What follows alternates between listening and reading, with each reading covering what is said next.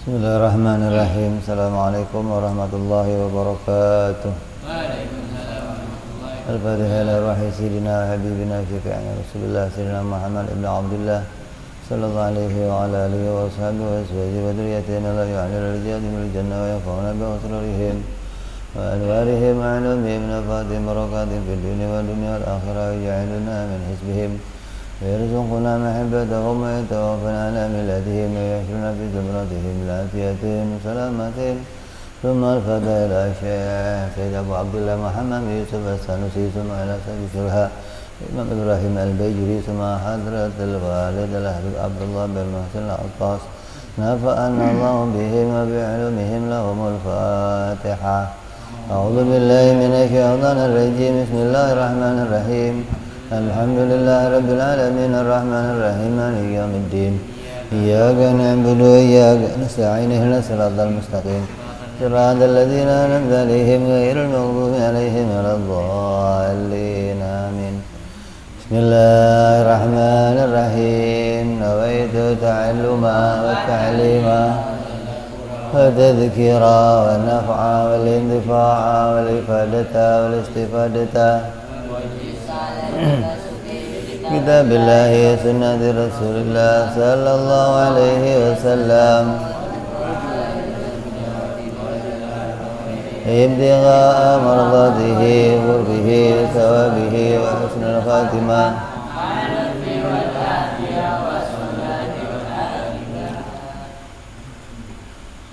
بسم الله الرحمن الرحيم. Alhamdulillah Rabbil Alamin. Wassalatu wassalamu ala ashrafil anbiya'i wal mursalin Sayyidina Habibina Syafi'ina wa Maulana Muhammadin wa ala alihi wa sahbihi ajma'in. Amma ba'du. Qala musanniful kitab rahimahullah nafa'ana bihi wa bi'ulumihi fid darain. Allahumma iftah qulubana futuhal arifin wa bihidmatika wansur alaina birahmatika ya arhamar rahimin. Kemarin sudah kita bahas mustahilnya Allah menciptakan alam dengan keterpaksaan atau adanya kelalaian. Nah, pada kita itu human error. Bikin alam dengan keadaan error atau bikin alam dengan taklil atau dengan toba. Itu juga suatu kemustahilan bagi Allah Subhanahu wa ta'ala sebagaimana dipahami oleh orang-orang filsafat, orang-orang Mu'tazilah, orang-orang wahdatul wujud, orang-orang yang mengatakan Allah menyatu dengan makhluk sehingga Allah menciptakan bukan dengan ikhtiarnya. Kita tolak semua hal itu. Allah menciptakan dengan kewajiban, maka ini semuanya mustahil bagi Allah. Harus Allah itu menciptakan dengan ikhtiar, dengan pilihannya. Terus wa kadza yastahilu alaihi ta'ala al-jahlu wa ma fi ma'nahu bi ma'lumin ma wal mautu was samamu wal ama wal bakam wa adladu sifatil ma'nawiyah wadihatun min hadhihi. Coba wa amma wa kadza yastahilu ya kita al-jahl. Bismillahirrahmanirrahim. Qauluhu wa kadza yastahilu alaihi al-jahl, ay artinya sawa'un sama juga karena adanya jahal itu murakkab wa huwa adamu murakkab itu i'tiqadu syai' meyakini sesuatu ala khilafima berbeda dengan perkara wa alaihi yang syai' di atasnya au basitan atau jahal basit wa huwa adamu jahal basit itu adamu ilmi tidak adanya pengetahuan di syai' dengan sesuatu wa taqabulu ada perbandingan dari nama antara jubudu wa bainal ilmi dan antara ilmu itu minta qabulu didaini daripada taqabulu didaini. Perbandingan didaini dinisbah dengan menisbah menghubungkan awali pada yang pertama pengertian yang murakkab wa minta qabul adami dan dari perbandingan ada wal malakah dan malakah dinisbah dengan menghubungkan lisan pada pengertian yang jahal basit. Wa inama ilmunya sunnah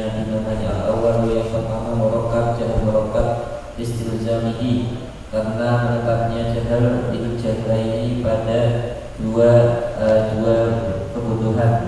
Maka kayak sesungguhnya orang yang bodoh itu merokabun, jahal itu merokabun disusun minhuma dari jahalaini.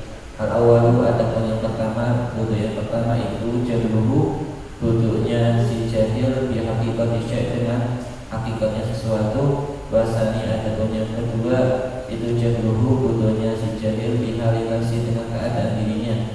Di antara karena sebelumnya jahil itu ya jahil tidak mengerti siapa jahil atau maksudnya jahil itu jahil. Mustahil Allah itu bodoh, baik itu bodoh yang disebut bodoh murakkab atau bodoh yang tersusun atau bodohnya ganda, bodohnya double, atau bodoh yang basit asli. Bodoh yang murakkab itu, bodoh yang ganda itu maknanya i'tiqadu syai', maka bukan disebut ilmu, bukan alimu syai', tapi i'tiqadu syai', meyakini sesuatu khilaf alama huwa alaih, berbeda dengan apa yang menjadi kenyataan pada sesuatu itu. Karena yang namanya nyata itu adalah asyai' huwa, mengetahui sesuatu itu ya dia itu sesuai dengan keadaannya, maka dia adalah ilm. Kalau dia nggak tahu sesuai keadaannya, maka dia disebut jahil murakkab. Seperti memahami kalau alam ini qadim, itu juhul murakkab namanya. Udah dia meyakini alam ini qadim, dia menyampaikan kepada orang lain kalau alam ini qadim. Itu diantara orang yang meyakini, disebut namanya juhul murakkab atau juhulnya tersusun. Atau wa adamul ilmi bi syai', atau yang namanya basit, adam yang asli itu apa? Orang yang tidak tahu pada sesuatu. Asli memang nggak tahu, murni nggak tahu. Ditanya langit itu isinya apa? Nggak tahu saya. Ini dalam bumi ini ada apa aja? Nggak tahu. Ini namanya basit asli. Artinya dia tidak meyakini sesuatu yang berbeda dengan kenyataan. Beda sama orang yang meyakini sesuatu yang keyakinan itu beda dengan kenyataan, maka namanya murakkab. Atau kalau orang sekarang itu ngomongnya sok tahu lah, nggak tahu tapi sok tahu. Bahkan kadang pakai dalil lagi. Ini buktinya begini. Itu namanya murakkab. Terus perbandingan antara ilmu dan juhul itu adalah didain. Didain itu dua perkara yang sama-sama wujudiyah. Wujudiyah itu dua-duanya ada. Berarti kalau dia didain terangkat dua-duanya bisa, tapi wujud dua-duanya enggak bisa. Makanya ada orang nih, dia tahu ilmu secara kenyataan dan tahu ilmu secara tidak nyata, nggak bisa dua perkara kumpul jadi satu gitu loh. Taunya benar dan taunya salah nggak bisa gitu loh, harus salah. Tapi kalau terangkat dua-duanya, nggak tahu yang benar dan nggak meyakini yang salah, bisa apa namanya? Basit. Basit berarti kan nggak tahu sama sekali, adam gitu loh. Kalau tahu yang benar berarti namanya ilmu. Kalau meyakini yang nggak benar namanya murakkab. Kalau terangkat dua-duanya namanya basit. Berarti bodoh asli, bisa begitu. Nah kalau perbandingan antara ilmu dengan yang basit itu adam wal malakah. Adam wal malakah itu nggak ada sama ada, beda nih. Kalau zidain ada sama ada. Kalau adam wal malakah nggak ada sama ada. Nggak ada ilmu, ada bodoh. Berarti artinya nggak adanya ilmu, adanya kebodohan. Makanya kebodohannya itu sesuatu yang basit asli gitu loh. Maka perbandingan kalau dibandingkan dengan ilmu dengan yang basit, maka disebut namanya takabulnya Adam wal malakah, dinisbatkan kepada yang kedua. Jadi mustahil Allah itu nggak ada ilmunya, sifat ilmunya nggak ada, nggak punya sifat ilmu, dan pada dirinya nggak ada apa-apa gitu loh, nggak tahu apa-apa, kosong plong, nggak ada sesuatu pun yang dia ketahui. Jadi bisa jadi takabulnya Adam wal malakah mustahil, takabulnya Diden juga mustahil. Adapun sumia bil murakkab, dinamai dengan murakkab itu karena dia tersusun ganda adanya dua kebodohan. Yang pertama bodoh karena dia nggak tahu hakikatnya sesuatu. Yang kedua dia bodoh kepada dirinya itu bodoh. Dua kebodohan, nggak tahu pada kenyataan dan nggak tahu kalau dirinya nggak tahu. Maka orang yang demikian ini dikasih tahu nggak bisa, karena dia tahunya dirinya tahu gitu loh. Nanti mau ngasih tahu orang filsafat nih, alam ini nggak qadim, nggak bisa. Dia pahami alam itu qadim. Nabi Isa itu bukan Tuhan, nggak bisa. Nabi Isa Tuhan, itu murakkab namanya.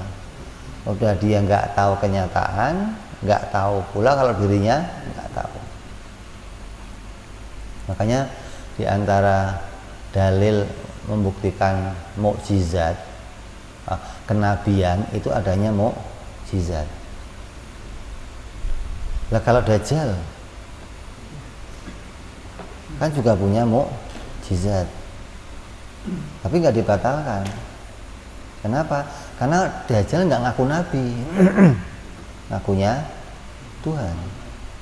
Nah untuk membatalkan ketuhanannya bukan dari khawariknya, tapi dari basyariyahnya, jisimnya gitu loh. Kejisimannya memustalkan dia Tuhan, bukan kekhawarikannya gitu loh. Dengan orang lihat dia itu jisim, nggak mungkin itu Tuhan. Jadi nanti dalam mukjizat kita akan bahas tuh. Mukjizat itu bisanya pada siapa saja gitu. Makanya di antara buktinya apa? Dia makan, dia minum, dia ke pasar, bagaimana dia akui sebagai Tuhan gitu. Ada jisim, ada basyariyah gitu. Maka orang demikian namanya murakkab, tersusun kebodohannya, udah nggak tahu yang nyata, artinya nggak tahu syekh huwa, dan dia nggak tahu dirinya itu nggak tahu. Nah kalau yang bodoh asli masih gampang dikasih tahu. Bro, langit isinya apa? Nggak tahu. Mau kasih tahu? Oh iya dong, mau dia. Dan dia sadar dirinya nggak tahu, dikasih tahu mau. Ini gampang begitu. Makanya orang yang belajar itu rata-rata modalnya harus basit, jangan sok pinter. Oh nggak begitu, repot nih. Debat sama gurunya akhirnya. Oh nggak begitu dong Pak Guru, repot. 1 tambah 1 2, enggak Pak 3. Oh ya udah rame dah. Ini orang yang basit ini nggak bisa diajarin, bisanya diluruskan, dilempengin. Ibarat besi bengkok dipentungin dulu biar lempeng, baru. Ya jadi mustahil Allah itu jahil, baik itu jahil yang maknanya murakkab atau basit. Terus wa ma fi ma'nahu. Qalu wa ma fi ma'nahu, ay artinya seperti yang dalam artinya jahal kadzoni seperti itu. Yang semakna dengan jahal itu kadzoni seperti itu, bahwa ada rudhah itu idrakul taraf rajih, menemukan ujung ar-rajih yang lebih unggul. Wasyaki dan syakawa dan syak itu idraku kulit, menemukan sesuatu minat tarafaini dari salah satu dua ujung ala hadin atas batasan sawahin yang sama. Walwahmu dan waham, bahwa dan waham itu idraku taraf, menemukan ujung al-marjuh yang diungguli. Wa mimma dan dari perkara fi ma'nahu yang ada di dalam maknanya jahal ayat kaunul ilmi, adanya ilmu itu daruriyah au nadhariyah au badihiyah au kasbiyah.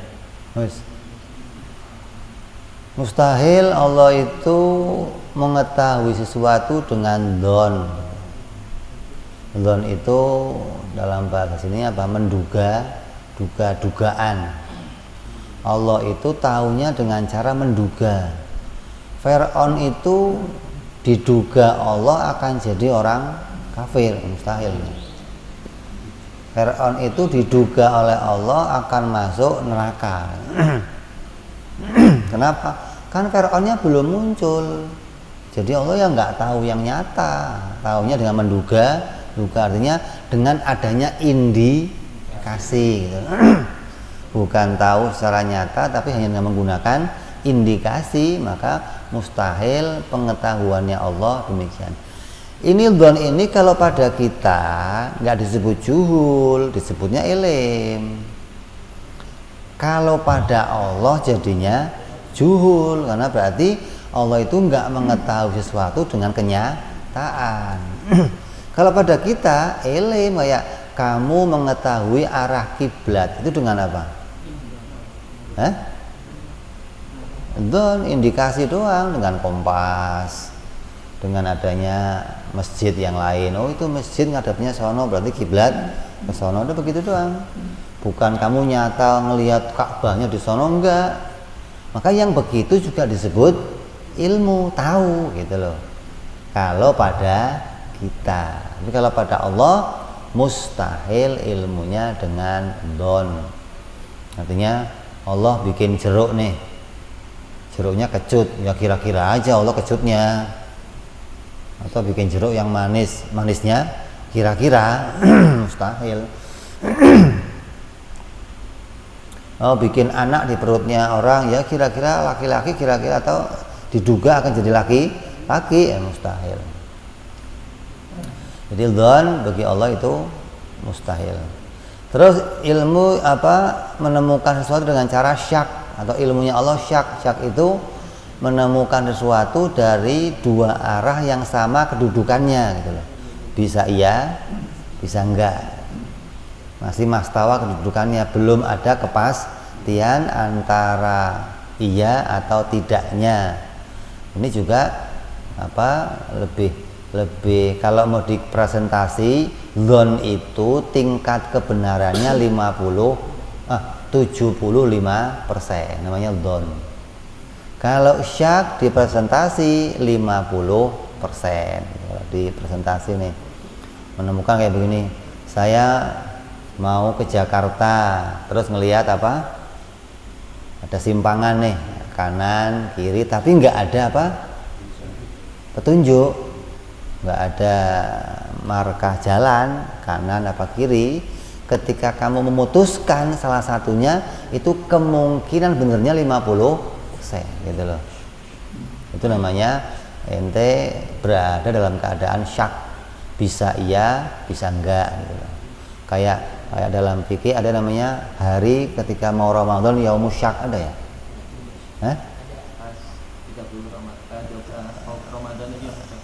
Yaumus syak namanya kan. Bisa jadi itu Ramadan, bisa jadi itu tanggal 30 gitu kan. Bisa 30, bisa tanggal 1, berarti hari itu namanya hari syak gitu, meragukan gitu. Jadi tingkat kebenarannya itu 50%. Maka mustahil Allah ilmunya dengan keadaan demikian. Kalau begini berarti termasuk Allah itu juhul, tidak mengetahui sesuatu secara nyata. Atau yang ketiga namanya waham. Waham itu kira-kira atau salah sangka. Berarti menduga sesuatu dengan dugaan indikasinya indikasi yang salah gitu loh. Kayak pakai kompasnya rusak, tapi untuk nentuin arah kiblat, maka indikasi yang demikian ya akan menuju kepada arah yang nggak akan benar. Maka kalaupun benar itu tingkat, kalau mau diukur presentasi, tingkat kebenarannya 25%. Ada dzon, syak, waham namanya. Maka ini semua bagi Allah adalah mustahil. Begitupun Allah mustahil ilmunya dorurian. Doruri itu tadinya nggak tahu, terus jadi tahu, dan taunya nggak usah pakai mikir. Kayak apa? Separuh itu lebih kecil dari satu. Jadi nggak usah mikir, tuh anak kecil juga tahu. Nanti kasih makanan nih, separuh, nggak mau dia. Kenapa? Kenapa? Kecil gitu loh. Itu dia belajar di mana tuh? Nggak usah belajar, dia tahu kalau yang namanya separuh lebih kecil dari satu gitu loh. Satu itu setengah dari dua. Jadi namanya doruri. Tetap tadinya dia nggak tahu, terus jadi tahu dengan apa? Dia nggak usah pakai dalil-dalil gitu loh, nggak usah pakai pemikiran, cukup dengan melihat dia tahu. Oh enggak, ini kecil nih, yang itu yang gede, yang gede aja saya gitu loh. Ini namanya ilmu doruri, kayak mengetahui benda kalau nggak gerak diam. Ini doruri nih. Sampai yang namanya mukjizat dikatakan doruri. Mukjizat Nabi itu diimani secara doruri. Kenapa? Karena nggak usah dipikir lagi. Nanti nggak usah dipikir itu maknanya rembulan dibelah. Yang bisa membelah rembulan ya pasti Tuhan, nggak ada yang lainnya. Nggak mungkin ada orang bisa ngebelah rembulan, nggak mungkin. Nggak usah dinador apa ya kalau rembulan, ya nggak usah dipikir. Kayak begini, saya utusannya raja. Saya mau buktiin sama orang-orang, saya ini utusan raja ini. Buktinya apa? Buktinya saya akan mengatakan pada raja, dan raja akan ikut omongan saya. Raja, kalau memang saya utusan kamu, ente push up 3 kali. Kok rajanya push up berarti? Saya perlu dipikir nggak? Nggak usah dipikir gitu. Oh iya, rajanya aja push up, berarti gitu loh. Cukup dengan ngelihat, oh iya bener gitu. Itu doruri namanya, nggak usah dipikir lagi. Nah, emang asal mata begitu. Jadi orang kalau sampai nggak ngerti mukjizatnya Nabi, oh sini sudah dub-dubnya orang maksudnya loh. Sudah. Jadi makanya mukjizat itu diantara dalil adiyah, bukan dalil akliyah. Mustahil Allah itu ilmunya doruri. Artinya Allah itu tadinya nggak tahu nih caranya bikin alam. Terus waktu mau bikin alam tiba-tiba tahu gitu loh. Dulu sebelumnya Allah belum tahu caranya bikin alam nih. Terus tiba-tiba Allah tahu. Ini mustahil lah. Allah kok bikin alam nggak dari dulu, kenapa? Nah Allah itu bikin atas maunya. Kalau dia mau ya dia bikin. Dia nggak mau ya nggak bikin. Gitu bukan Allah baru tahu nih kalau caranya bikin alam. Jadi Allah baru bikin. Lo kira bikin kasur baru tahu. Ya. Atau mustahil Allah tahunya dengan apa? Naldori. Naldori itu dengan cara berpikir. Berpikir itu maknanya butuh penelitian. Kalau nggak diteliti dulu, nggak dicermati, dia nggak tahu. Kayak apa? Sesuatu yang kita lihat tentang apa namanya, Allah itu qadim. Kalau Allah itu baru, berarti Allah sama kayak saya butuh dibikin. Kalau Allah dibikin, berarti ini nggak akan ada habisnya nih. Ntar yang bikin dibikin lagi, yang bikin, oh nggak mungkin berarti nih. Nah, itu butuh penelitian gitu loh. 100 tambah 1 tambah 75 tambah 13 berapa? Ntar dulu saya pikir, artinya saya teliti dulu. Itu makanya butuh nandori gitu loh. Malah mustahil Allah mau bikin alam itu mikir dulu, ini caranya bikin orang gimana gitu loh. Nah kalau yang mikir itu berarti nanti akan terjadinya apa? Mungkin saja ada pembaharuan. kayak apa namanya, kayak HP itu ada versinya, ada nggak? Oh ini generasi pertama, muncul generasi kedua, muncul generasi, artinya ini lebih baik.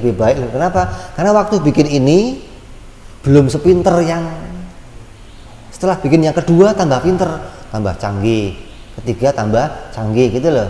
Nah Allah nggak begitu tuh.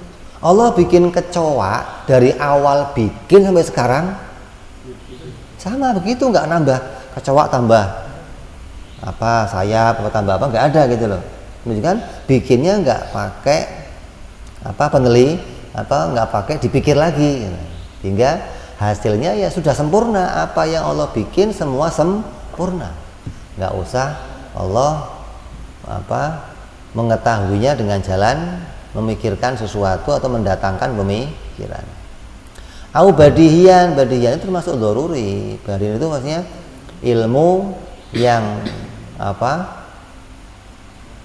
pakai uji coba itu kayak tadi mau nanak nasi, ini kalau airnya segini penyek, kalau airnya segini keras, segini baru pas, namanya badihi itu. Jadi untuk tahunya harus pakai uji coba, kalau nggak uji coba ya nggak bisa. Maka mustahil Allah ilmunya Allah bikin alam dengan keadaan badihi, tahunya Allah pakai uji coba, ini mustahil. Atau kasbi itu saya bisa tahu komputer, tapi saya sekarang belum tahu. Tapi kalau saya belajar, saya tahu, namanya kasbi. Saya nggak tahu caranya mekanik mobil, tapi kalau saya belajar saya tahu. Maka Allah mustahil begitu ilmunya gitu. Artinya berarti ilmunya Allah dengan kasab, dengan harus diusahakan dulu baru tahu, dengan belajar. Terus wal awalu maka ada yang pertama itu yudlaku diucapkan alama atas sesuatu lam yahsul yang belum hasil anadharin dari pemikiran wasitalik dan mengambil dalil. Al ilmi seperti mengetahui di antara wahidah sesungguhnya satu itu nisful isnaini separuh dua. Terus wa'alama dan atas perkara corona yang membarengi al-darurata pada darurat, perkara yang wajib. Kal ilmi seperti ilmu al-hasili yang hasil ditahdidi dengan tahdid, wadharbi dan pukulan Perkalian ya. Wadharbi dan perkalian masalah. Contoh, tapi ilmu tambah-tambahan itu masuk doruri kata Imam Sanusi. 1 tambah 1 2 itu termasuknya masuk doruri. Terus wahwa adapun maqarana darurah itu bermakna asani yang kedua. Bermakna sani itu.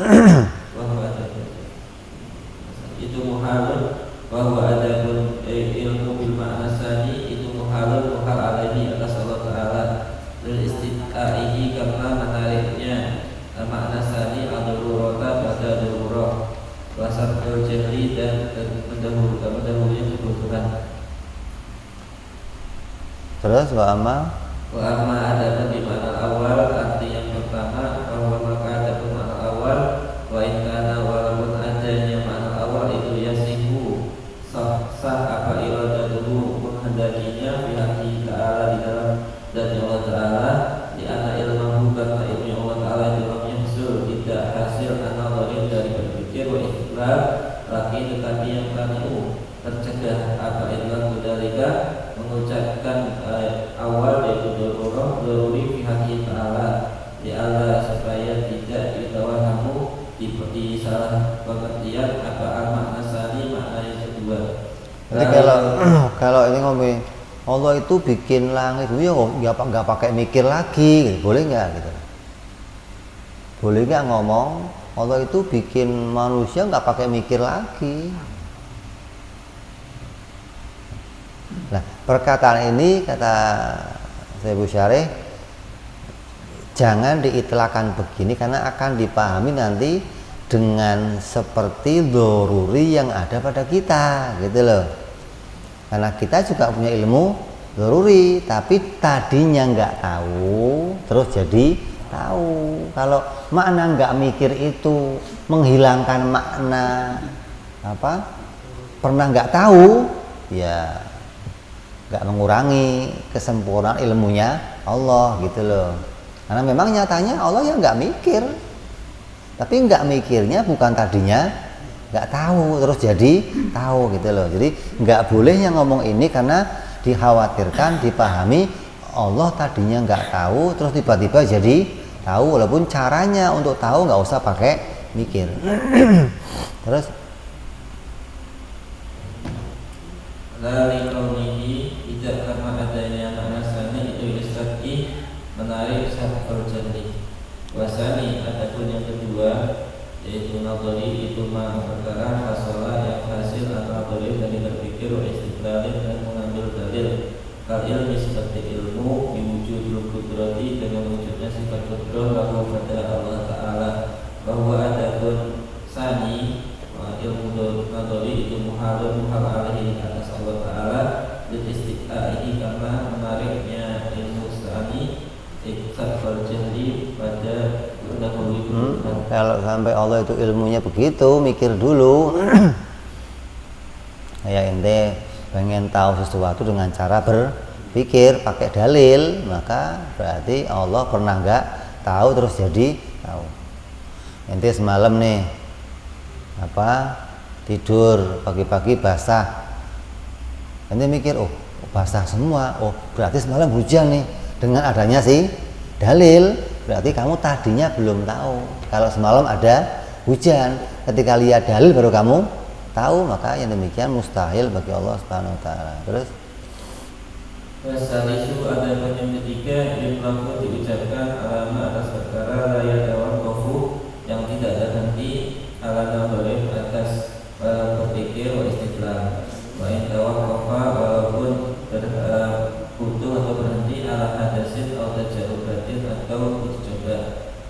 Wa ala hada dan atas ini salis yakunu adanya berhenti itu muradiban bersama al-doruri pada doruri lakin tetapi bimaknahu dengan maknanya al-awal yang pertama itu doruri.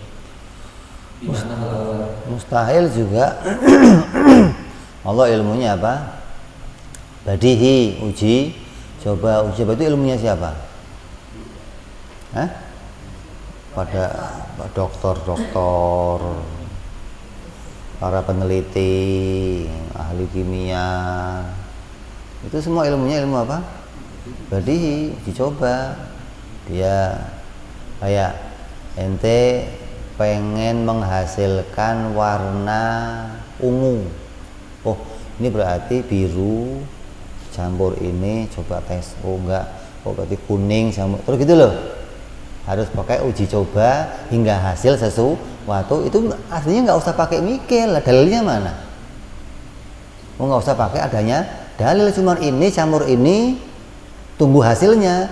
Kok salah? Pinggirin, ganti lagi, ini tambah ini salah. Berarti nggak usah pakai pemikiran, hanya perlu pakai percobaan yang berulang-ulang. Maka dimasukkan hal itu namanya sama dengan doruri, tapi semakna dengan doruri, dan ini juga mustahil karena didahului nggak tahu terus jadi tahu, maka itu mustahil. Terus wa yuqamu dan diucapkan juga apa dari aidon alama atas perkara raya tawaqquf yang tidak terhenti ala syai'in atas sesuatu aslan sama sekali. Wa ala hada dan atas ini yakunu adanya badihi itu al-khaswa lebih khusus minal doruri daripada doruri, dimana dengan maknanya doruri al-madhkur yang disebutkan. berarti yang lebih umum yang mana? Doruri lebih umum, kalau badihi lebih khusus karena ada tawakufnya. Tawakuf kalau adanya uji coba. Terus Wadhahirun dan nampak apa anahu sungguhnya ala kulin atas segala setiap sesuatu min itlaqaini dari dua pengertian, laisa tidak adanya mustahilin itu mustahil pihaki ta'ala abadihi itu mustahilin mustahil pihaki ta'ala lakin tetapi lamakana ketika ada yuqalu diucapkan apa ba'dul amri ba'dul nafsi al-amra ida atahu baskatan min hari sakit ba'dul nafs syu'urun itu syu'urun itu merasa ibtana'a tercegah apa iklamuhu mengucapkan badihi pihaki ta'ala di dalam zatnya Allah Ta'ala iktidaihi karena menariknya badihi sabqal jali pada sabqal jali.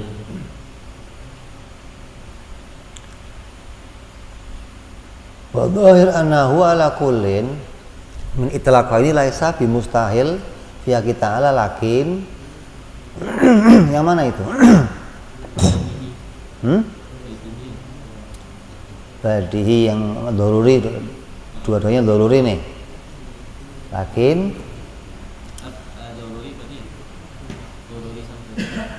iya, artinya dalam makna yang sama kan dua-duanya. Terus tidaklah setiap sesuatu dari doruri doruri mustahil pihak kita.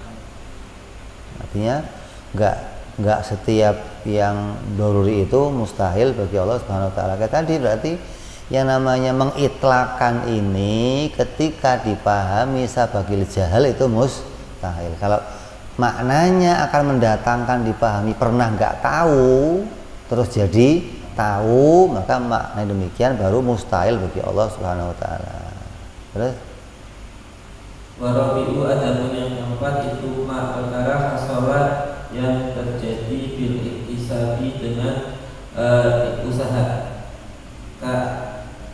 ka'ayyamurra seperti lewat ala syahsi atas seseorang syai'un sesuatu fayaftahu maka membuka si syahs ainaihi kedua matanya liyarahu supaya melihat pada sesuatu itu faqad iktasaba maka sungguh telah melakukan usaha si syahs di ainaihi dengan membuka kedua matanya al-ilma pada pengetahuan bila syekh dengan sesuatu itu bahwa mustahilun bahwa ada pun isab itu muhalun muhal Allah yang di atas Allah Ta'ala beristiftahi karena menariknya iktisab sabr jali pada berdaulat kebetulan. Jadi butuhnya sebuah usaha untuk dapat sebuah pengetahuan gitu. Jadi saya bisa tahu ini kalau saya usahakan gitu. Kalau saya nggak usahakan, saya nggak tahu. Kayak ada orang lewat, saya tiduran, merem, ya saya nggak tahu yang lewat siapa. Saya bisa tahu kalau mata saya melek, gitu kan. Oh si anu. Jadi taunya dengan mengusahakan sesuatu, maka maknanya demikian juga mustahil bagi Allah Subhanahu wa taala. Karena semuanya itu akan mengarah kepada tadinya nggak tahu terus jadi tahu. Jadi intinya ilmunya Allah itu ilmu yang tidak didahului tidak tahu. Kalau belum kita ngomong Allah itu ya nggak usah mikir kalau mau bikin apa-apa, asal itu tidak mengarahkan kepada dipahami tadinya nggak tahu, maka itu nggak terlarang. Kalau itu sampai yang kamu ajak ngomong itu akan pahamnya, berarti dia nggak tahu, ya itu nggak boleh. Jadi ngomong begitu ada tempatnya, nggak terus boleh diomong kepada sembarang orang karena pemikirannya orang akan punya paham yang beda-beda. Ketika nanti memahaminya, Allah pernah nggak tahu akan jadi mencacati tentang kesempurnaan ilmunya Allah Subhanahu wa taala. Jadi kalau kayak ngomong berarti ilmunya Allah itu nadhari bukan, badihi bukan, apa? Kasbi bukan, terus apa? Doruriyah bukan. Oh, ilmunya Allah apa? Nggak usah dinamain kan nggak apa-apa pakai dinamain segala. Ilmu gitu aja selesai dinamain segala. Terus qauluhu bima'lumima dengan mengetahui apapun ai maklumin artinya artinya dengan mana-mana sesuatu yang diketahui. Karena ada apa ayu maklum. Fama ada ma itu ismiyatun isim sifatun menjadi sifat limaklumin pada lafal maklum. Aku dia didatangkan apabila lafalna didilalati untuk menunjukkan hal umumi atas perkara yang umum il maklumi di dalam sesuatu yang diketahui. Bayas mulu maka mencakup lafal tersebut jami al maklumat pada semua perkara yang maklumat, sama seperti perkara apa dana yang telah dahulu apa nadiruhu contohnya. Wala yakhfa dan tidak sama apa andal jar wal majrur muta'alliqun bil jahli dengan lafal jahl. Laki tetapi yalzamu wajib ala dalika atas tersebut muta'alliq bil jahli al-faslu pemisah bainal masdari antara masdar wa ma'mulihi dan ma'mulnya masdar bi asnabiyyin dengan lafal yang lain illa kecuali ayuqala diucapkan apa innahu sesungguhnya adamul fasl itu yuktafaru diperbolehkan sejak majrur malam yuktafaru diampuni fil majrur malam yuktafaru digairi qauluhu wal mautu wa ma fi bima'lumin ma. Maklum itu apa? Ilmu itu ta'aluk kepada maklumat. Maklumat itu apa?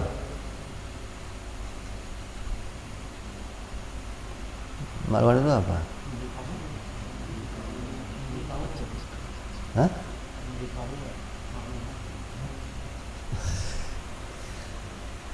Oh, presiden ngasih maklumat gitu ya.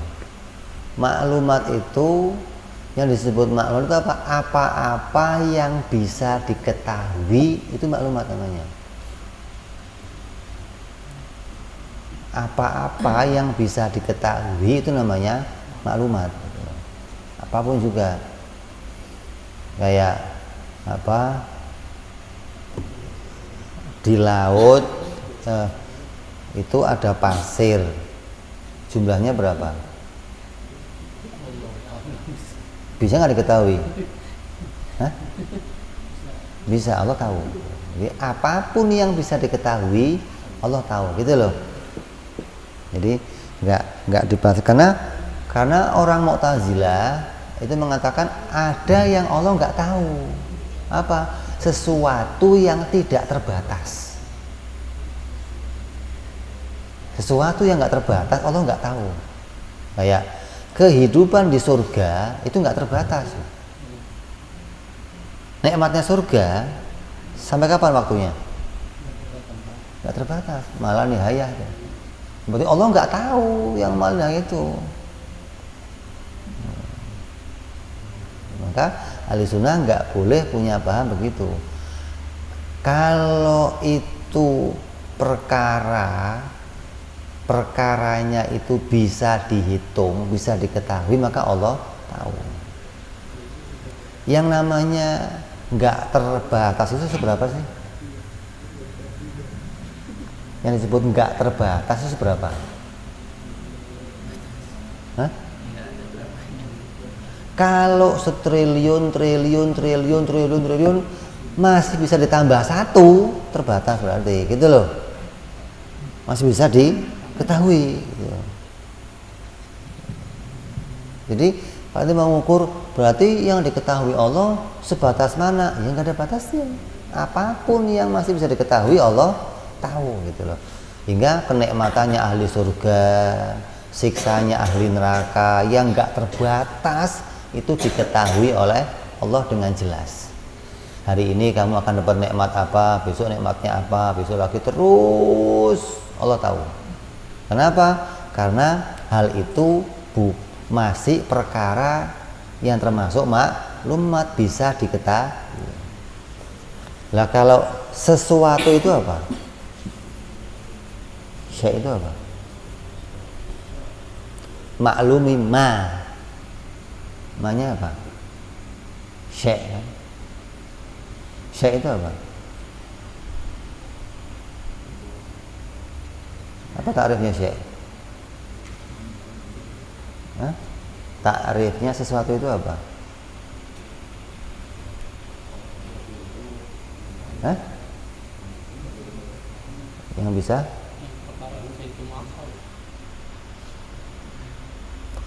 Kalau apa? Kalau mau disebut tadi ada takrif di sini kan apa?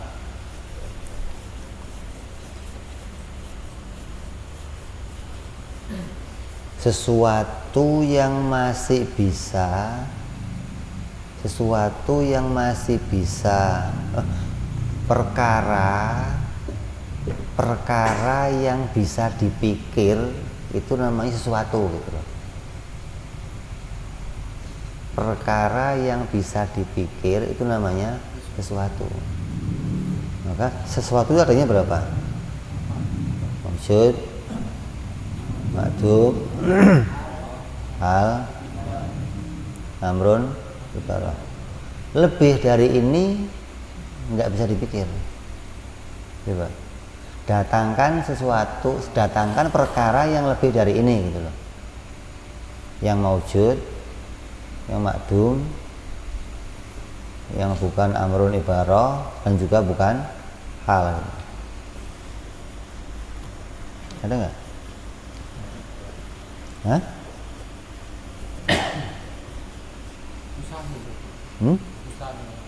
Iya, artinya nggak ada yang lain lagi dari itu gitu loh. Ya, perkara yang nyata itu yang ada hanya itu. Gitu. Nggak ada yang lain lagi, nggak ada. Ada, tiada, amrun ibarah atau hal. Dan segala sesuatu itu dimaklum oleh Allah. Apabila itu bisa diketahui, maka Allah tahu akan hal itu tanpa ada batasnya.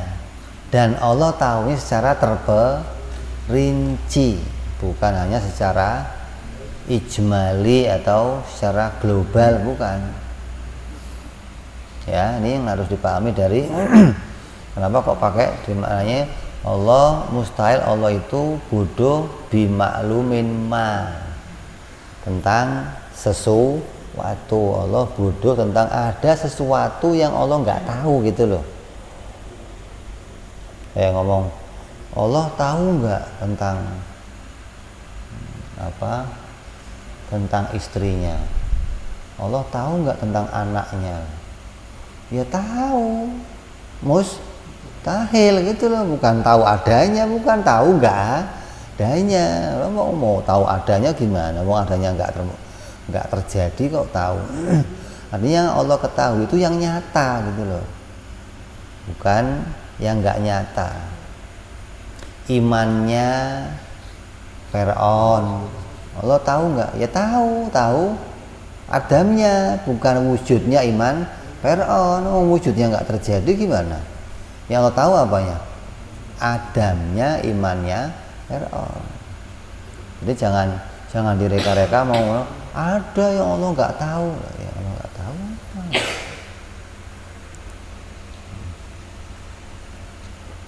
Ya, ini yang dimaksud dengan bimaklumin ma. Jadi segala sesuatu itu diketahui oleh Allah. Mustahil Allah nggak tahu pada sebuah perkara. Terus bahwa al-maut itu amrun wujudiyun yudadu yang berlawanan al-hayata pada hayat. Tidak ahli sunnah. Wa amma inda mu'tazilah, ada menurut mu'tazilah wa huwa qawlu adamul maut itu adamul hayat, tidak adanya hayat amma dari perkara min sya'nihi, yang dari keadaannya si perkara tersebut ayatuna itu hayat. Adam bal malaka berarti itu. Terus wa taqulu ada perbandingan bainahu antara maut wa bainal hayat, itu min taqulu judaini, dari taqulu judaini al-awwali atas pendapat pertama, min taqulu adami wal malaka, dan dari taqulu adam wal malaka alasan atas pendapat yang kedua. Wa yadullu, dan menunjukkan awal pada firman Allah Ta'ala, khalaqal mauta wal hayata, li'anna khalqa, karena sesungguhnya menciptakan, innama yata'alaku, berhubungan bil amri wujudi. Wa ujiba, dan dijawab min jihadil qailina, dari arah-arah yang mengatakan bisani dengan pendapat yang kedua, bi'anal murada, semua yang dikehendaki bil khalqi, dengan khalqi itu at-takdiru, maknanya takdir. Wa huwa, dan adapun takdir, kama yakunu dan wujudi, yakunu dan adami. Jadi dal ahli sunnah, maut itu apa? Maut itu ya perkara wujud, termasuk sifat ma'ani gitu loh. Hayat juga termasuk sifat ma'ani. Kalau nggak ada hayatnya, maka akan ada lawannya, yaitu maut gitu. Artinya keduanya termasuk diden. Diden itu berarti bisa terangkat dua-duanya, tapi nggak bisa kumpul dua-duanya. Hidup dan mati nggak bisa gitu loh. Atau setengah hidup setengah mati ada. Ini kalau setengah mati, Beb, setengah mati itu hidup. Setengah mati hidup atau mati? Hidup. Setengah mati masih ada hidupnya berarti. Jadi nggak bisa kumpul antara hidup dan mati. Kalau terangkat dua-duanya bisa. Nggak hidup, nggak mati. Apa? Meja ini mati, Beb. Kalau meja ini mati, berarti ada meja yang hidup. Ada nggak?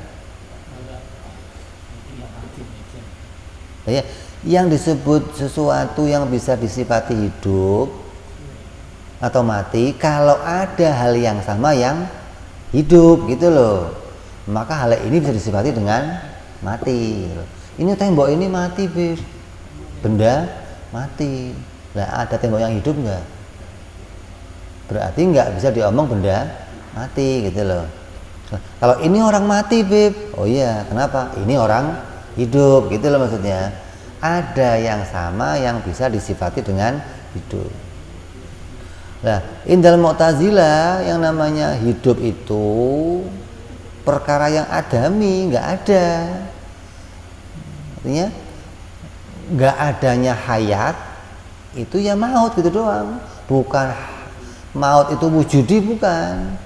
Adamul hayat, nggak adanya hayat itu maut. Kita di adamul ilim berarti juhul gitu doang gitu loh. Bukan amrun wujudi, bukan. Kalau kita kan juhul itu amrun wujudi gitu loh, bodoh. Tapi kalau bagi Mu'tazilah enggak. Maut itu amrun adami, bukan amrun wujudi. Yang wujudi itu hayat, hidup itu amrun wujudi. Kalau nggak ada hidupnya, ya namanya mati, gitu loh. Jadi bukan Allah kalau mau bikin mati itu harus bikin barang yang ditempelkan sama ente hingga ente jadi mati, gitu loh. Kalau hidup, Allah bikin sesuatu yang diletakkan ke ente, ya, beda nih. Tapi kalau mati nggak ada perkaranya, ini kata Mu'tazilah. Maka disebut kalau antara ahli sunnah perbandingan hidup dan mati itu namanya diden. Bagi Mu'tazilah namanya apa? Adam wal malakah.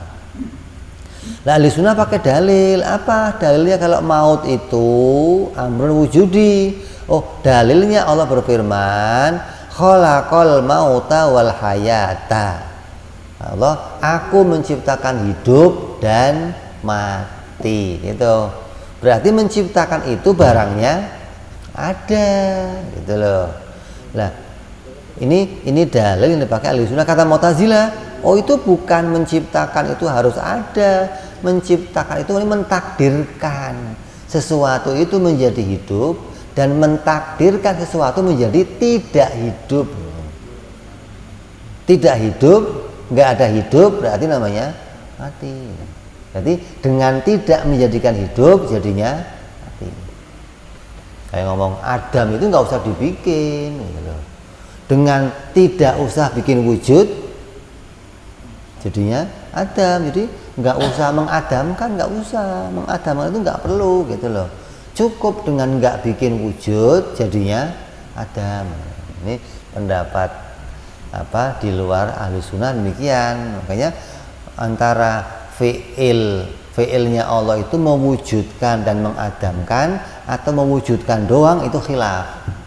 Tapi muktamad yang kita pakai Allah mewujudkan dan mengadamkan. Karena ada ulama kita juga yang mengatakan Allah hanya mewujudkan, nggak perlu mengadamkan. Di antaranya Mu'tazilah ini. Makanya di perdebatan ini yang dipakai selalu Mu'tazilah. Karena saingan kita ngomong itu yang selevel kita itu cuman Mu'tazilah, lainnya nggak level, ngomong sama kita nggak level, gitu loh. Wahabi nggak level, memang kita nggak level karena pikirannya nggak bisa memahami sesuatu dengan makna yang benar, nggak bisa. Gitu. Nah, kalau Mu'tazilah masih bisa selevel, artinya masih bisa punya pemikiran yang jangkauannya itu seperti kita gitu loh. Hanya ada kebablasannya gitu doang. Kayak mengatakan Allah itu mustahil ada sifat ma'ani pada dirinya. Karena adanya sifat ma'ani pada Allah akan terjadinya ta'adudul qudama, tersusunnya beberapa qadim. Zatnya qadim, kudratnya qadim, ilmunya qadim, hayatnya qadim, berarti banyak qadim pada dirinya Allah gitu loh. Kan nggak boleh. Berarti niatnya dia mau mentanzihkan Allah ke arah wahdaniyah. Lah, kita sepemikiran dengan dia, tapi dari arah fil khariji dzihn gitu loh. Di luar akal, memang sifatnya Allah itu bukan perkara lain dari zatnya Allah. Tapi dalam akal, sifat itu harus perkara lain dari zatnya, gitu loh. Nggak bisa sifat dan zat itu jadi sebuah perkara dalam akal, nggak bisa. Ini akan terjadinya kumpulnya hal yang berlawanan, nggak bisa, tanakut maksudnya. Harus zat itu beda dengan sifat di dalam akal. Makanya akal bisa misahin antara zatnya Allah dan sifatnya Allah. Tapi fil kharij, dalam kenyataan, zatnya Allah, sifatnya Allah bukan perkara lain pada zatnya. Mu'tazilah di kenyataan dan di akal nggak mau semua, gitu loh. Ini kita sebut ente ini aneh. Lah terus caranya ente mikir Allah nemu Allah kudrat, iradat gimana? Buktinya Allah punya kuasa, buktinya Allah itu bisa menentukan dengan kehendaknya, gimana kalau nggak ada sifat, arti perkara lain dari zatnya. Kayak gini, Allah mau bikin alam, boleh nggak? Ya boleh bikin, boleh nggak bikin. Berarti kalau Allah mau, dia bisa bikin. Kalau Allah nggak mau, berarti mau itu perkara lain dari zat, gitu dong mestinya. Nggak mungkin mau itu seperkara dengan zat. Kalau begitu zatnya wajib, maunya juga wajib kalau begitu dong nanti, gitu loh. Berarti mau, kata akal, itu perkara lain dari zat menurut akal, gitu loh. Makanya kita misahin pada Allah itu ada zatnya dan ada maunya, ada zatnya, ada ilmunya, ada zatnya, ada hayatnya. Itu hanya dalam ta'akul, berpikirnya akal kita. Tapi fil kharij, dalam kenyataan, ya dia bukan perkara lain, gitu maksudnya loh. Kenapa kok bukan perkara lain?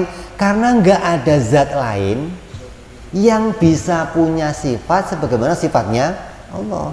Beda sama gelas nih, bunder itu perkara lain dari gelas. Dalam kenyataan ada bunder lain selain gelas, gitu maksudnya loh. Berarti bunder bener-bener bukan gelas, gitu maksudnya. Tapi kalau sifatnya Allah bukan perkara lain dari zatnya Allah. Itu Mu'tazilah selevel itu pemikirannya, gitu loh. Makanya untuk jadi teman debat kita itu layak. Kalau Wahabi nggak selevel maksudnya loh. Filsafat itu selevel, pikiran yang intelek, kata orang itu intelek pikirannya loh. Tapi kadang keluar rel, kadang kebablasan, itu doang. Terus qauluhu wasama wa adapun soma itu amrun wujudiyun yudadu yang melawani asama pada sifat sama indah ahli sunnah.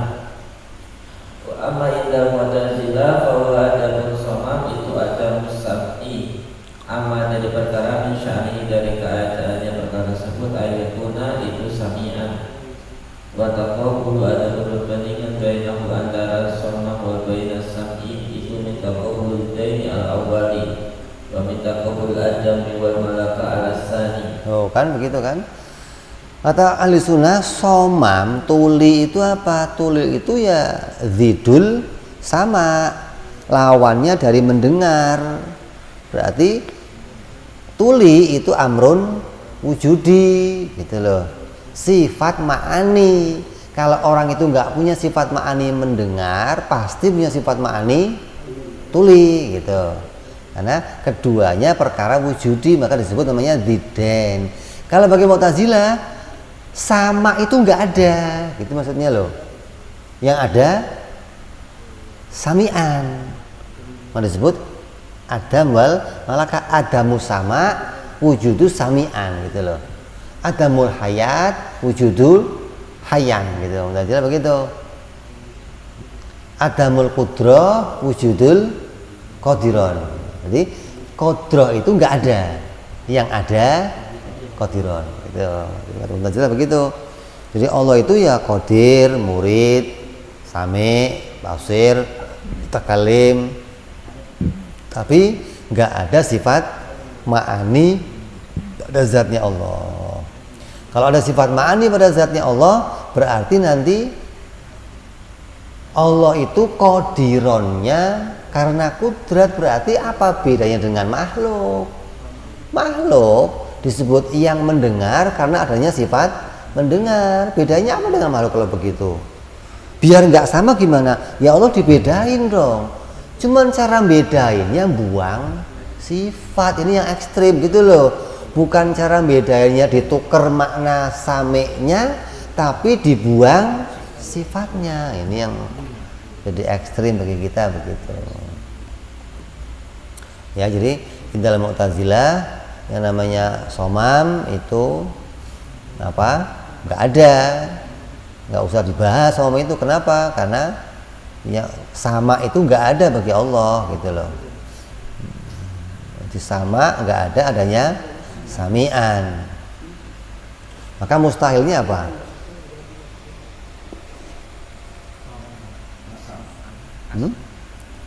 Mustahilnya asoman. Itu mustahil asoman gitu ya. Terus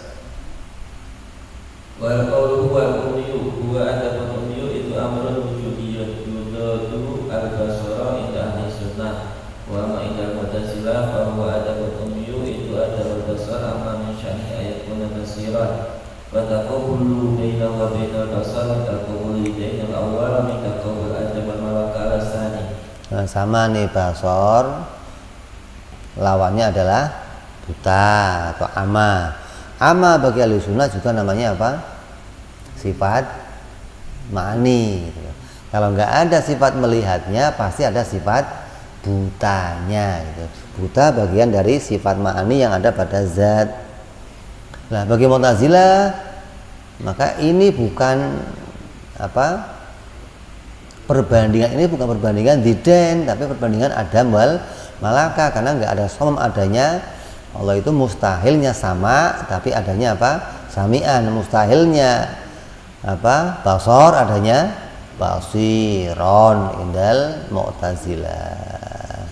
Terus Qaluhu wal hukmu huwa adabul hukmu itu amrun wujudiyyun yudadul kalam inda ahli sunnah wa ma inda Mu'tazilah fa huwa adabul hukmu itu adabul kalam amma min sya'ni ayatuna mutakalliman wa taqabulu bainahu wa bainal kalam min taqabulu bidain al-awwal min taqabul adam wal malaka al-sani. nah, hukmun sama, bisu itu begitu kata Mu'tazilah. Kata ahli sunnah, bisu itu sifat ma'ani, bisu. Yang namanya kalam apa? Juga sifat ma'ani. Kalam itu maknanya punya orang yang punya kemauan untuk menyampaikan informasi. Ketika dia bisa nyampein informasi, maka dia jadinya kalam. Gitu loh. Kalau dia nggak bisa nyampein informasi, namanya bisu, gitu maksudnya. Paham nggak? Nah, kalau orang bisu yang kamu lihat bisu itu ngomong nggak? Nggak ngomong. Bapak bisa nggak paham yang dia mau? Berarti dia apa ngomong? Ngomong itu nggak harus pakai suara, gitu dulu. Yang disebut bisu itu nggak bisa nyampein yang dia mau, itu bisu gitu loh. Dia punya kemauan, tapi dia bisa nyampein. Kalau dia punya kemauan bisa nyampein, namanya ngomong. Cuman ngomongnya orang yang bisu disebut bisu karena nggak bisa berbicara kayak kita, namanya tuna apa? Tunawicara, gitu loh. Bukan bisu dalam makna nggak bisa menyampaikan informasi, gitu loh. Paham nggak? Minta kue putu maksudnya, minta cincin, berarti kamu bisa paham yang dimaui apa, gitu loh. Nah kalau bisu yang maknanya asli apa? Nggak bisa ngomong, maknanya dia punya kemauan tapi nggak bisa disampaikan ke orang, gitu loh. Maka mustahil Allah begitu, gitu loh. Mustahil Allah punya keinginan tapi dia nggak bisa nyampaikan ke orang lain, gitu loh. Allah nggak bisa ngasih tahu orang lain apa yang dia mau, maksudnya. Namanya apa? Bisu. Jadi, orang yang bisa nyampaikan ke orang lain yang dia mau namanya kalam. Nah, kalam itu nggak harus pakai suara, nggak usah pakai huruf, gitu. Ente pernah melihat itu nggak, kalau dalam persilatan ada yang namanya telepati? Ada? Ada. Artinya di film-film itu ada kan orang sama-sama saktinya ngomong dari, ada begitu? Ada nggak? Ada, kenapa nggak ada? Artinya saya bisa paham omongan ente walaupun nggak pakai suara, gitu loh. Lah kalau orang aja bisa begitu, lah apalagi Allah, kok harus pakai suara, gimana sih? Ini ngerendahin banget maksudnya. Allah mau ya pakai suara ngomongnya. Lah ente aja kadang bisa paham yang nggak pakai suara, kok Allah harus bersuara, gimana? Jadi kalam itu maknanya seseorang yang bisa menyampaikan keinginannya, gitu loh.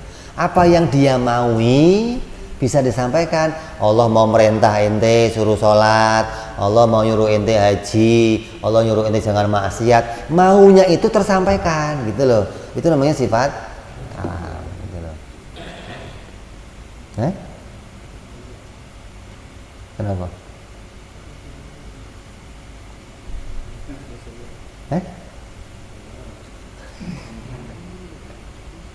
Nah, yang di kalam apa? Yang di kalam ya pasti yang dia ketahui, karena apa yang dimaui untuk disampaikan pasti yang dia ketahui, yang dia ilmu. Nggak mungkin orang nggak punya ilmu tapi mau nyampaikan sesuatu. Coba ente ngomong yang ente nggak tahu bisa? Mau punya keinginan yang ente nggak tahu. Saya punya pingin apa? Nggak tahu saya. Gimana sih punya pingin nggak tahu? Orang punya pingin harus tahu, masa ada orang punya pingin nggak tahu, gimana? Saya sih pengen sesuatu tapi belum tahu. Gimana kok pengen belum tahu? Gimana? Ya, jadi endal Mu'tazilah sama kayak tadi yang namanya kalam itu apa? Disebut adam, nggak ada. Yang ada mutakalim. Jadi disebut namanya perbandingan antara kalam Dan mutakalim itu adam wal malakah. Terus waktu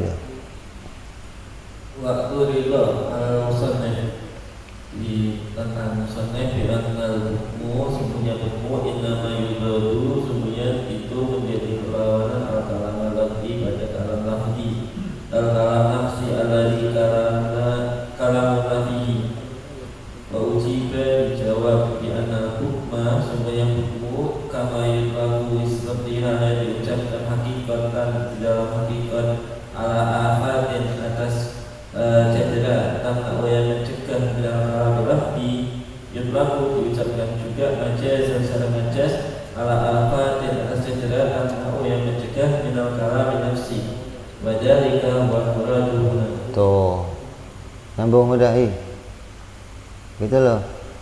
Jadi bukan yang namanya bisu itu hanya pada kalam lafzi aja. Oh bisu itu maksudnya nggak bisa ngomong berkata-kata namanya bisu. Kalau bisa berkata-kata berarti nggak bisu, enggak. Yang dimaksud bisu itu kalam nafsinya nggak ada gitu loh. Kalam nafsi itu dirinya nggak punya sifat kalam, maknanya nggak bisa dirinya punya kemungkinan menyampaikan sesuatu gitu loh. Artinya adamul kalam disebut namanya hukmun, nggak adanya kalam nafsi pada dirinya, nggak ada sesuatu yang bisa dia informasikan, itu namanya bisu gitu loh. Bukan nggak bisa ngomong itu bisu, bukan gitu loh. Ini maknanya apalagi wong yang di hati aja kamu nggak bisa sampaikan, itu namanya bisu, apalagi nggak bisa nyampein kalam lafzi, lebih bisu lagi gitu maksudnya loh. Ada orang punya kalam nafsi tapi dia nggak punya kalam lafzi, ada, maka dia kalau mau ngomong pakainya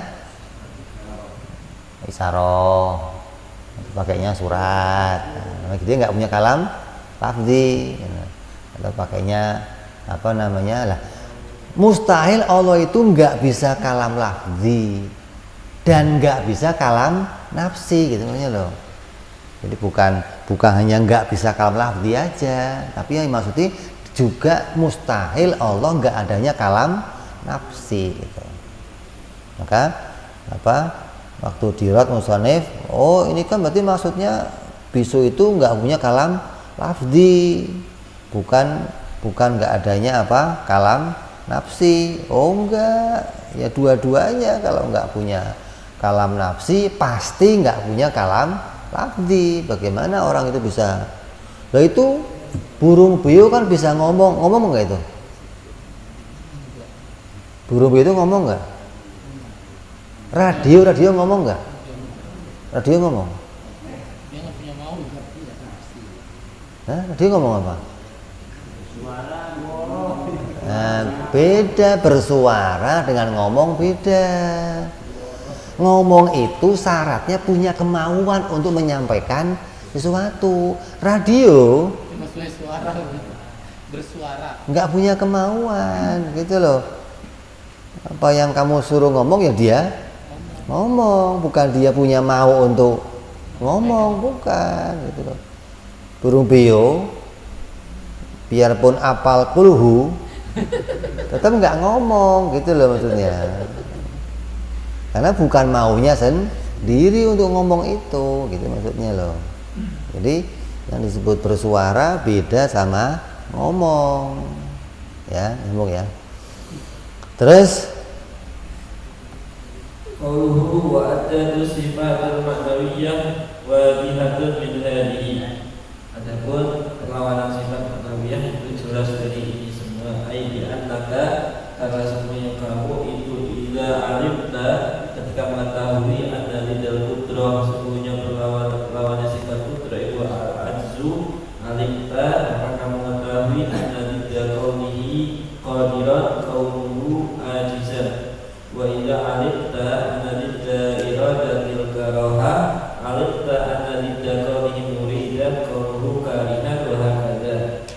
nah, seterusnya setelah kita selesai bahas didnya sifat ma'ani, terus bahas didnya sifat ma'nawiyah. Maka dzitnya sifat ma'nawiyah ya sebagaimana yang kamu ketahui dzitnya sifat ma'ani. Kalau kudrat itu dzitnya itu ajiz, berarti kalau qadiron dzitnya ajizan gitu loh. Kalau iradah itu dzitnya karoha, berarti kalau apa namanya? Kalau iradah dzitnya itu karoha, berarti kalau karohian apa? Muridan dzitnya karoha, berarti karihan dzitnya muridan.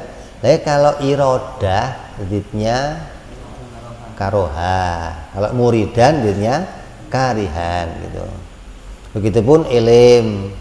Kalau ilim dzitnya juhul, berarti alim dzitnya jahilun gitu. Terus sampai pada sifat yang mutakal lim itu dzitnya asom al bakmun. Dzitnya adalah apa? Ma'nawiyahnya apa? Ma'nawiyahnya apa? Abkama. Terus wa ulima dan diketahui dari perkara yang telah itu kuriran ditetapkan anna isma isyarah, sesungguhnya isim isyarah fi kalamil musannifi di dalam pengucapan musannif, dan itu rajiun kembali di sifat al-ma'ani pada perlawanan sifat ma'ani. Bahwa adapun isim bahwa adapun ada di sifat ma'ani itu perkara yukhadu yang diambil di kalami as-Saktani dalam ucapannya Syekh as-Saktani.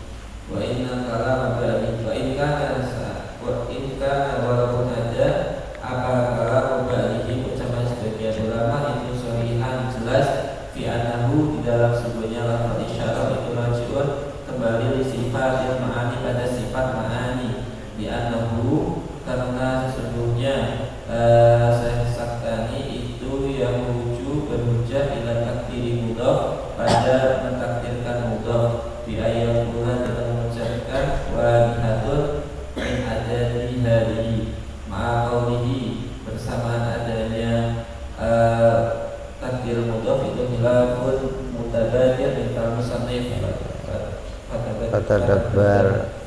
Jadi wa adradu sifatil ma'nawiyah wadhihatun min hadihi. Hadinya kembali kemana itu?